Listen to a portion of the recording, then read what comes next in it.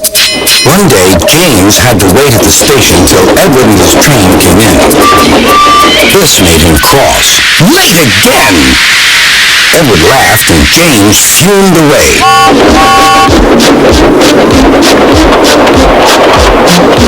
After James had finished his work, he went back to the yard and puffed onto the turntable.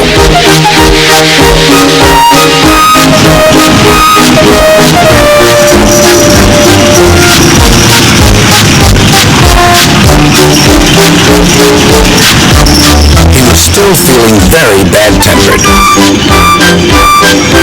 "Edward is impossible," he grumbled to the others.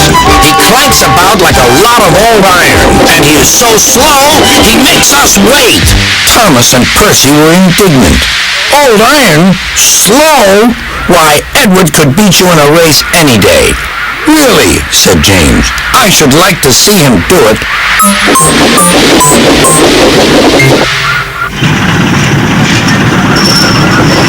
Next morning, James's driver was suddenly taken ill.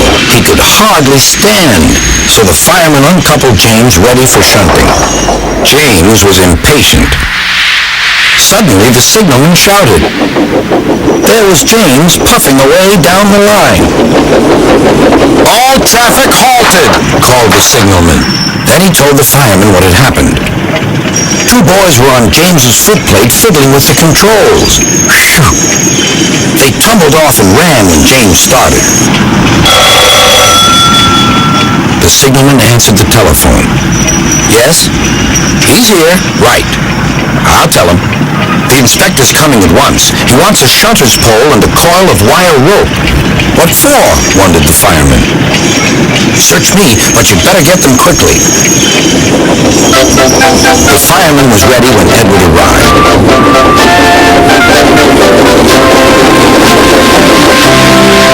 The inspector saw the pole and the rope. "Good man, jump in."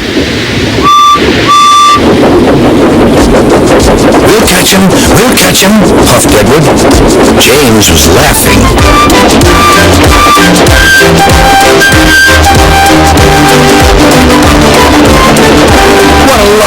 What a lark, he chuckled to himself.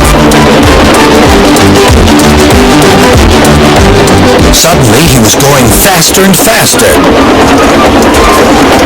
He realized that he had no driver. "What shall I do? I can't stop! Help! Help!" We're coming, called Edward.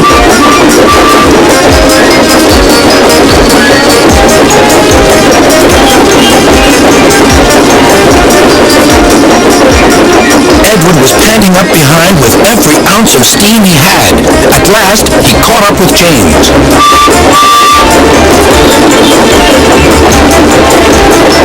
"Steady, Edward," called his driver. The inspector stood on Edward's front, holding a noose of rope in the crook of the shunter's pole. He was trying to slip it over James's buffer. The engines swayed and lurched. At last, "Got him!" he shouted. He pulled the noose tight.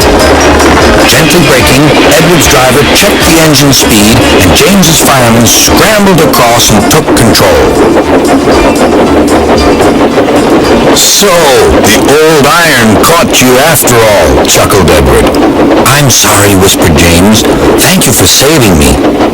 "You were splendid, Edward." "That's all right," replied Edward. The engines arrived at the station side by side. Sir Topham Hatt was waiting. "A fine piece of work," he said. "James, you can rest and then take your train." "I'm proud of you, Edward. You shall go to the works and have your worn parts mended." "Oh, thank you, sir," said Edward. "It'll be lovely not to clank."